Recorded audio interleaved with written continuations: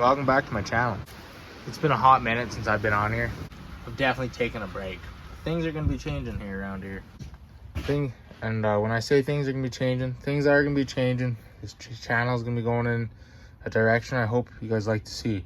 But for today's video, we're going to be talking about the lack of know-how in today's day and age. Know-how can literally be anything. It can be from rebuilding a sled to building your own shed workshop, or literally just doing your own yard work, or a very simple task as of just sharpening an axe.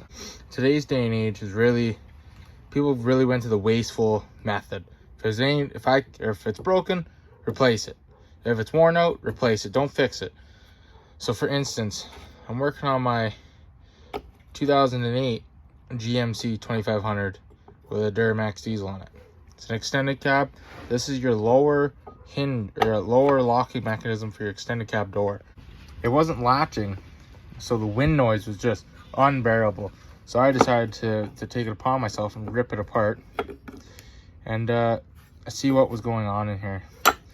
So I pulled this mechanism apart just to find that it works. And then what I think was causing the problem was the dirt that was jammed up in here. But now they wanted to make it so it was unserviceable.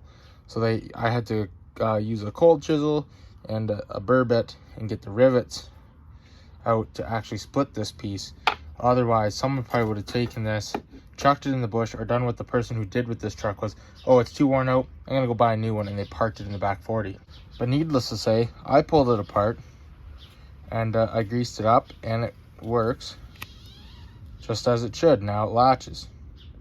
Along with a lot of the equipment that I actually own and run, it was put on out and left for dead, and nobody ever wanted to work on it ever again.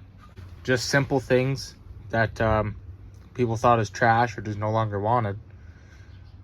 You take it for free, you put a little bit of elbow grease, time and effort into it, and then things work the way they're supposed to work, and they're going to work for another how many years and provide you with an amazing service. Just like all these saws, that was a free saw, and I put 3 hours of work into it, and it runs amazing. Nothing wrong with that saw.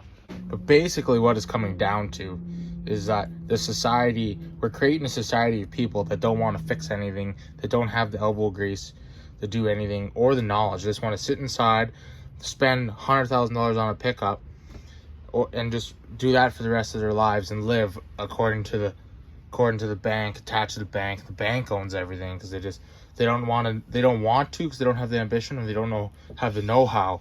But the know-how comes with ambitions. Really, it revolves down to ambition of people.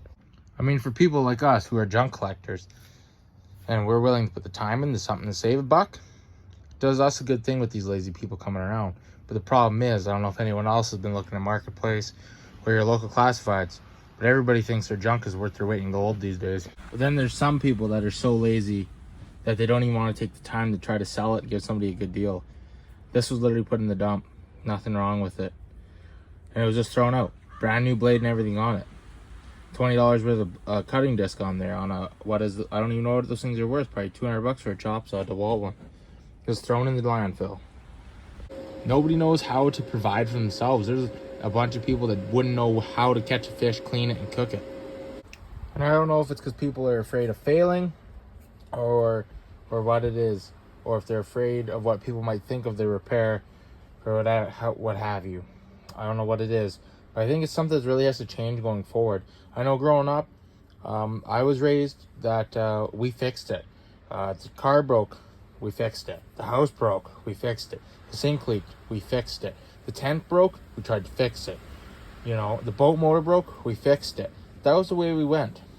So I think whether it comes to fixing or banking a fire pit area, fixing your car, truck, or trailer, or fixing up your old canoe, something that somebody would have left out and would never been used again, and taking it, bringing it back to life, saving yourself a buck, and or just bringing old equipment, putting it back into service and using it as its intended purpose, and taking the time to fix it and saving yourself some money. But then you also have the joy of using a product which would have been left out for the garbage, and you took and you put it back in the service, and you get the use. So you get the pride of, oh, I got this unit running, I fixed up this boat or this canoe or this pickup truck, and now you know the ins and outs of it. So if something fails again, you're like, oh, this is what failed. Makes yourself way more familiarized with equipment. Gives yourself a little bit of pride and joy when you're using this equipment. It's basically what I'm getting at, is being a handyman dead these days? Being a jack of all, master of none, or jack of all and a master of one, is that dead these days? I'm sure it's not my best job, my best work, or my prettiest fix. But I saved myself a buck, and I got it working. And I don't know, I was just used to taking other people's junk that nobody wanted, like this sled deck. The leg was busted, I built the leg. Now I got a sled deck that would have cost me $2,500 bucks. Got $300 in the entire sled deck. So I don't know, is being resourceful, being problem solving dead, being a handyman dead? And yes, I know what people are gonna say. They're gonna say stuff isn't built with the same quality that it used to be. Well, some of the stuff is, some of it isn't. I understand it's a lot more confusing, a lot more wires, a lot more stuff going on with a lot of this equipment. Even when it comes to so much of the lantern used to burn off gas. Now they're electric with a battery in them. So yeah, stuff is not made the same, but it doesn't mean you still can't learn how to figure it out, make it work again. So basically what I'm saying is to get out and learn how to fix something. Don't be afraid to pull it apart. This door used to come out on the bottom now. Now it actually latches. Taking me an hour of my time. Saved me probably $200-300 for that latch, is what I'm assuming it's gonna cost. Now I got a door that's fixed. Hell, if you guys want to keep throwing stuff away, keep selling stuff for cheap, keep trying to sell your worn out junk for way too much, and don't want to learn anything, don't want to get your hands dirty, don't want to put in elbow grease to take something for cheap and make it into something valuable. Maybe you can even make money on it. I really don't care, because at the end of the day, it makes my day a lot better when I find something for super cheap that's broken and super easy to fix. So yeah, basically my point here is I think we need to go back to the way how stuff used to be. If it broke, you fixed it. You fixed your furnace, you fixed your house, you did your own work, you did your own yard work. You didn't hire everything out for someone else to do.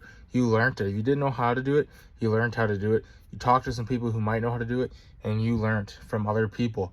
You taught other people. So I don't know if it's stemming from the older generation not teaching the younger generation these skills, or the younger generation just having money at their hands and going, no, I don't want to do this, I'm too lazy to do this. Laziness is taking over this world, and laziness isn't a disease. I don't care what people say. Laziness is a privilege. Laziness is a privilege, because if you were privileged enough to be lazy, to be able to hire people out to do something else, or not have to go to work today, or blah blah blah, that means you're privileged.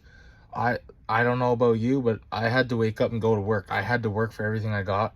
So that means I'm gonna fix everything I got. That means I'm gonna, if I buy something, that was my hard-earned money that I used to buy something. So I want it to be a good product. If not, I want it to last. And with my hard-earned money, well, I always want to save $1. So that's why I'm gonna buy some older gear, fix it up a bit, and then have gear that is just as good as a new product. Like a new saw like that would be this big would cost me $1,500 or $2,000. I paid $150 for that saw, and it works fine. There's nothing wrong with it. Well, anyways, I hope you guys enjoyed this video. Kind of just rambling on.